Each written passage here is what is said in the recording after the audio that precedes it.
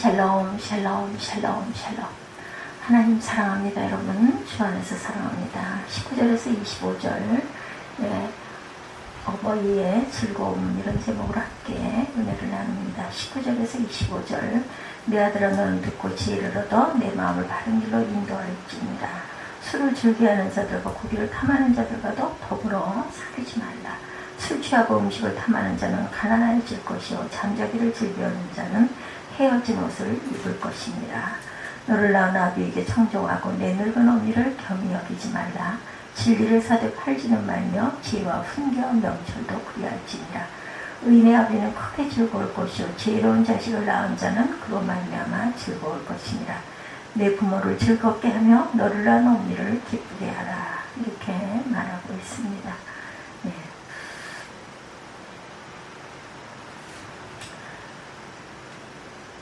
야훼께서는 원망하는 백성을 벌하시죠. 신문에 기고되었던 내용입니다. 한 아버지의 고백이에요. 29살에 그는 14시간을 기다려서 자식의 울음소리를 들었다고 합니다.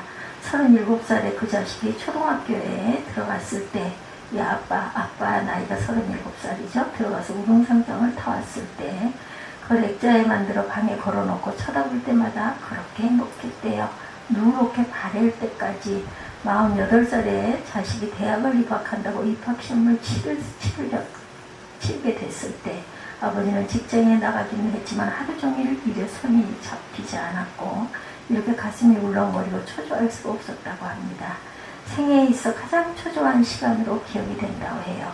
쉬운 데에서 자식이 첫 월급을 타서 아버지 내일을 사왔을 때 쓸데없는 돈 썼다고 일단 나무랐지만 밤이 늦도록 내일을 입어보고 또 입어보고 만져보고 행복해 하셨다고 합니다. 61살에 딸이 시집을 가는 날이었다고 합니다. 딸은 도둑놈 같은 사위 얼굴을 쳐다보며 한박 웃음을 짓고 있는데 나는 멀찍이 서서 나이 들어 처음으로 눈시를 뜨거운 것을 느꼈다. 이렇게 말씀합니다. 이것이 아버지 어버이의 마음이죠. 그저 부모는 자식이 잘 되기만을 바라는 간절한 마음입니다. 그래서 부모님은 귀한 것이죠. 메가드 장군의 아들을 위한 기도. 나는 세상을 헛되이 살지 않았다.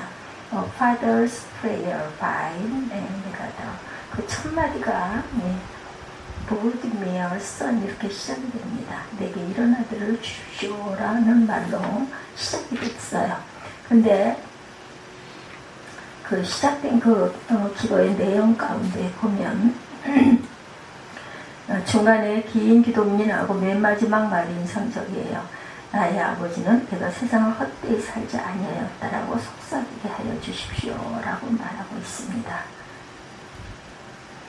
Then his father will dare to whisper, I have not lived in vain 이렇게 말합니다. 내가 세상을 헛되이 살지 아니었다라고 속삭이게 주옵소서. 아주 유명한 이야기입니다. 늘 기억이 나죠. 그래요 나도 내 평생을 헛되이 살지 아니하였다라고 라고 하게 해주십시오. 보람과 의미가 바로 그 자식으로 이어지기 때문에 이것만이 어쩌면 남의 일이기 때문에 남는 일이기 때문에 그가 세계를 위하여 위대한 일을 많이 했지만 그건 그렇고 내 자식이 훌륭한 사람이 되는 것을 보면서 나는 세상을 헛되이 살지 않았다. 그렇게 생각할 수 있게 해달라고 하나님 앞에 기도합니다. 그것이 바로 어버이의 마음이다. 한국적 효의 개념이 있습니다. 소위 한국적 효가 무엇인가 한번 정리해 봅니다. 한국 사람으로 우리 문화 속에 생각하는 효도는 첫째는 부모를 장수하도록 모시는 거다. 이후에 어쨌든 사람이 죽고 사는 것이 자식에게 있을 건데 부모가 일찍 세상을 떠나게 되면 그건 자식 탓이요. 그래서 자식은 죄인이 됩니다. 내가 잘못 모셨고 내가 속을 많이 썩여드렸고 내가 어쨌고 그래서 장례식에 가보면 부르자라고 울죠. 나 때문에 돌아가셨다고 가슴을 치기도 합니다. 그래서 그 상복이라고 하는 것은 죄인의 옷이라는 거죠. 그러니까 부모님을 오래 살도록 모셔야 효자다. 어쨌든 일찍 돌아가셨다면 자녀는 용서할 수 없는 죄인이 된다. 그것이 바로 한국 사람의 효의 기본 개념입니다. 두 번째는 편안하게 모시는 것. 그저 먹는 것, 마시는 것, 입는 것, 거처하는 것을 편안하게 특별히 부모님 마음을 편안하게 편안하게 해야 된다. 이런 말이 있습니다. 부모님이 편안하지 못하면 이제 자식의 눈치를 봅니다. 그래서 나이 많은 어른들이 자식들 앞에 보여주고 싶지 않은 것, 하고 싶지 않은 말 3마디가 있는데 아무리 아파도 아프다고 말하고 싶지 않다. 제발 안 아팠으면 좋겠는데 자꾸 아프다는 거죠. 근데 아프다고 하면 자녀들이 걱정할까봐 아프다고 말하는 것이 싫다는 것, 이것이 부모의 마음입니다. 자식을 괴롭힐까봐. 또한 2번째, 외롭다는 말을 하고 싶지 않다. 그래서는 안 된다고 생각한다. 그러나 사실은 외롭습니다. 자식이 아무리 많아도 외로운 건 외로운 거죠. 그러나 내가 외롭다고 하면 저 아이들이 뭔가 어머니를 잘못 모셔서 그런다 걱정할까봐 그 말을 하고 싶지가 않다. 외롭지만 외롭다고 못하는 게 부모의 마음이다. 3번째는 배고프다는 말을 할 수가 없다. 또 어느 때 좀 궁에서 뭘 좀 잡수고 싶어도 혹시라도 귀찮게 여기지는 않을까 해서 배고프다는 말도 마음대로 할 수가 없다. 이 3가지가 노부모가 하고 싶지 않은 말이라고 해요. 조심스러운 말이라는 것입니다. 이것이 바로 부모의 마음이죠. 이것을 헤아리지 못하고 부모 마음속에 불편함을 드리고 있는 것이 불효다. 한국적 효도의 3번째 개념은 가문의 대를 소중히 여기는 것. 그래서 손자를 낳아서 대를 이어갑니다. 그래서 세계적으로 문제되는 것이 비혼, 둘째가 불임이라고 합니다. 첫째가 비혼, 결혼하지 않는 것, 2번째가 불임. 바로 며칠 전 로마 카톨릭 교황까지 나서서 자식을 낳으라고 아주 사정을 하더랍니다. 자꾸 인구가 줄어드니까. 바로 이것이 문제이죠. 효도 누구든 결혼해서 안 가면 불효다. 부모님 마음을 아프게 하지 말아라. 또 결혼했으면 자연 불임은 어쩔 수 없어도 일부러 자식을 안 낳는 것 불효다. 그런 거 알고 살아가야 된다. 근데 이게 문제라고요. 자녀를 낳아 키워 땅가 보내기까지 일평생 고생한 부모의 마음은 자녀가 그래 행복한 가정을 이루고 그치지 말고 아들, 딸 낳고 그 손자, 손녀를 품에 안겨드리는 것이 보다 더 큰 효도다라고 합니다. 무슨 공부 많이 해서 큰일 하겠다고 밖으로 장가간 나라, 유학이죠. 유학. 부모님의 마음은 반갑지 않죠. 효도는 시집가면 됩니다. 또한 그리고 가서 자식을 낳고 그거 바로 한국적 효도다. 4번째는 가문의 명예를 소중히 여기라는 거. 옛날에 자녀가 과거 시험을 봐서 과거에 급제하는 효도였다고 그래요. 허구한 날 낙방하면 불효자다. 아무리 돈을 많이 벌어도 장원급제에서 가문의 명예를 높여야 한다. 그래서 오늘도 자식들이 공부를 잘하면 아버지 어머니는 그저 자랑하고 싶어서 신뢰가 안 될 정도로 돌아다니면서 이 사람은 저 사람에게 자녀 자랑을 하기도 합니다. 우리 아들이 공부를 어떻고 어디 가서 무슨 상을 받았다 이렇게 얘기하죠. 이게 효도라는 거예요. 근데 실수했는데 2번 봐야 알겠어. 이것은 불효라는 것. 한국적 효의 개념이 이렇게 4가지로 지각할 수가 있다. 효도의 흉내만 내도 괜찮다. 이런 웃지 못할 재미있는 이야기가 있습니다. 옛날 이주시대에 어느 임금님이 서울을 떠나 개성을 방문하게 되었다고 그래요. 개성에서 사방에 방을 붙이고 임금님 행차에 소문이 나니 어느 오랫동안 병석에 누워있는 나이 많은 어머니가 아들에게 요청을 합니다. 내가 한 번도 임금님 얼굴을 뵙지 못했는데 죽기 전에 임금님의 용안을 멀리서라도 좀 뵙고 죽었으면 좋겠다. 내 마지막 소원이다 그랬대요. 그래서 이 효자들은 왕이 오시는 그날을 기다렸다가 오심 있기를 어머니를 얻고 가서 거기 길가에 나가 섰습니다. 그래서 임금님의 길을 지나갈 때 잘 보이도록 해드렸대요. 임금님 멀리서 이 사실을 보셨고 서울로 다시 돌아온 다음에 그때 그 어머니를 얻고 있던 그 사람 좀 불러드려라. 그리고 자초지종 이야기를 듣고 나서 너는 효자다. 그래서 큰 백량과 쌀 한 성을 내어주었다고 합니다. 이 소식을 듣은 불효자 한 사람이 돈을 벌기 위해서 어머니가 원치도 않는다는 걸 억지로 강제로 얻고 나가서 임금님이 지나가는 길가에 나가서 왕을 배웠대. 똑같이 한 거죠. 왕은 그 사람도 똑같이 불러서 상으로 금백령을 주라고 했는데 신하들이 말하기를 임금님 그놈은 불효자입니다. 진짜 효심이 아니고 남이 그렇게 해서 돈 받았다는 말을 듣고 자기도 상을 받으려고 어머니를 억지로 얻고 나가서 그렇게 했다 이렇게 일렀겠죠. 그리고 상을 줄 것이 아니라 벌을 줘야 될 것 같습니다. 그래서 임금님이 효도는 흉내만 내도 좋은 것이다. 그런 거로 구도상을 주라. 이렇게 했대요. 결국 이 사람은 뒤에 뉘우치고 정말로 효자가 되었답니다. 네, 좋은 이야기죠. 효도는 흉내만 내도 괜찮은 것이다. 잠언의 개념, 효의 개념입니다. 19절에 내 아들아 너는 듣고 지혜를 얻어 내 마음을 바른 길로 인도할지니라. 오늘 성경은 우리에게 말합니다. 효도라는 길은 의인이 되어야 하는 것이다. 부모님의 마음에도 깊은 도덕성을 지니고 있습니다. 그래서 그들이 잔소리가 많고 그들이 간섭이 많은 이유 또한 사실은 다 깊은 곳에 심리적 이유가 있다. 나는 선하지 못했다. 그러나 너는 선하거라. 나는 공부를 열심히 못했다. 너만은 좀 열심히 해다오. 또 나는 의롭지 못했다. 그러나 너는 의로워야 한다. 이런 보상적 심리가 있죠. 잔소리도 많고 조금은 지나칠 때도 있습니다. 말씀은 다 안 하고 있지만 과거에 후회가 있기 때문에 그렇죠. 나는 이랬다만 너는 좀 이렇게 하지 말아라. 이것이 부모의 마음입니다.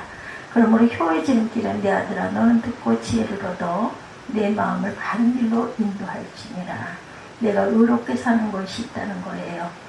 본문에 그런 뜻도 일부 포함되고 있습니다. 22절에 부모의 존재 가치를 인정해 드려라.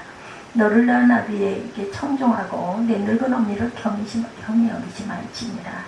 22절에 이 말씀은 부모의 존재 가치를 인정하라는 뜻도 됩니다.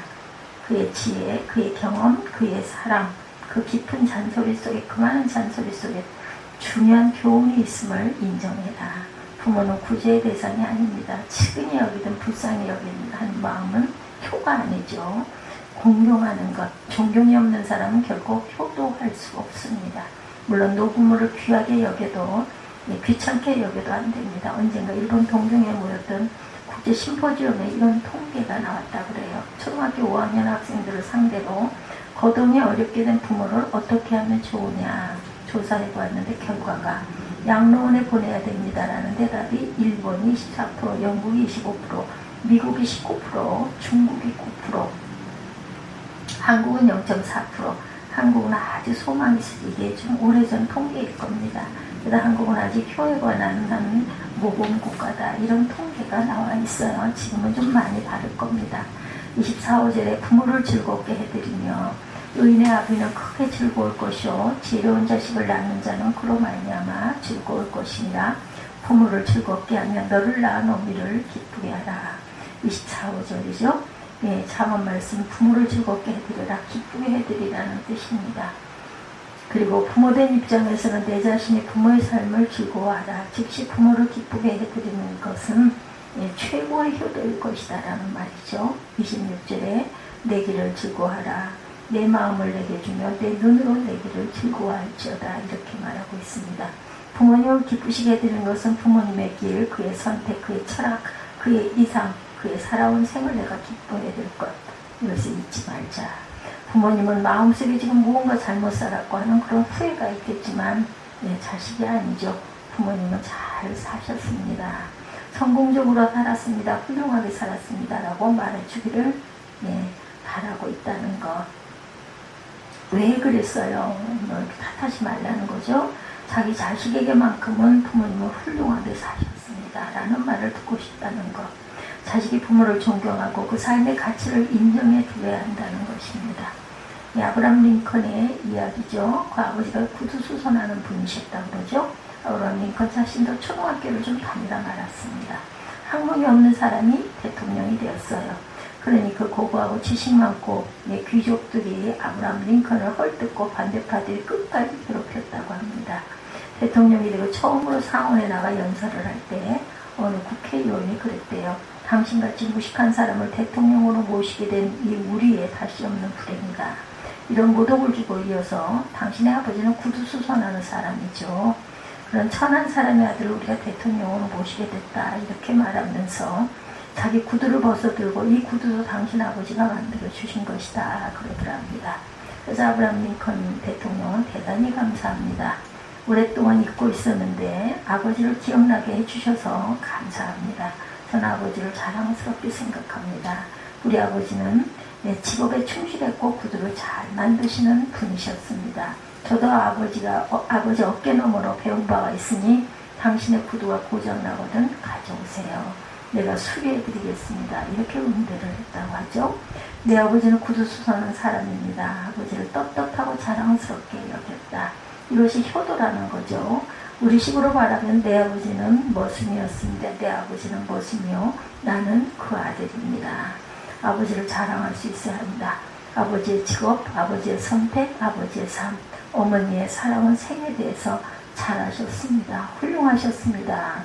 그 하시던 일을 나는 존경합니다. 거기에 그만 미치지 못합니다. 그래서 저는 애를 씁니다. 이것이 효도라는 겁니다. 부모님으로 하여금 살아온 생애에 대해서 후회하게 만들어서는 안 된다. 그 부끄러운 일생을 자랑하게 만들 수 있도록 자식이 보상해 주자는 거죠. 이보다 더 큰 효도는 없다는 겁니다. 효도 자체가 복입니다. 성경이 가르치는 장수 비결 부모 공경입니다. 내 아버지 어머니를 공경하라. 그것은 약속이 있는 첫 계명이니 이로써 내가 잘되고 땅에서 장수하리라. 에베소서 6장 2, 3절 말씀입니다. 때때로 우리는 오래 살겠다고 고약도 먹고 운동도 하고 합니다. 그러나 잊지 말 것은 성경은 오래 사는 비결 오직 딱 하나 가르칩니다. 그것은 효도라고 쓰여 있습니다. 부모 박대하며 오래 사력을 절대로 바라지 말아라. 비성서적이다. 부모 박대하면서 사업에 성공하겠다고 몸부림치고 있는가. 부모님 마음 슬프게 하면서 사업 잘 되라고 기대하지 말아라. 예. 수십 년 목회하신 분들의 이야기를 보면 오래 사는지 거기에는 나이 많은 어머니가 늘 계신다고 합니다. 성공한 사람들 중에 보면 많은 분들이 효자들이 많으시다고 해요. 예, 불효하면서 잘 되고 불효하면서 건강하고 불효하면서 오래 살고 기대하지 말아라. 효가 장수와 형통의 비결이라는 것, 약속 있는 첫 계명입니다. 부모는 구제의 대상이 아니에요. 불쌍히 여기지 말고 높여주고 존경하고 그 지혜와 경험과 거룩한 분을 우리가 존중해 드리십시다. 어느 사람은 논문에 쓰고 있습니다. 이스라엘 나라가 강한 이유, 그것은 오직 하나, 부모를 공경하기 때문이다. 그리고 전승에도 부모를 중요하게 여긴다. 무슨 말을 하다가도 조상적부터 내려오는 전승입니다. 전통입니다. 이렇게 말을 한다는 거죠. 그렇기 때문에 이스라엘이 강하고 그렇기 때문에 유대인이 지혜롭다는 겁니다. 효도 자체가 복입니다. 별다른 복을 바라지 말고 지금 효도하고 있으니까 복받은 거라는 거 잊지 마시기 바랍니다. 효도하지 못하고 있으니까 그럼 이미 복받지 못한 것이다. 실제로 매사에 편하지 않다. 효가 있는 가정이 복됩니다.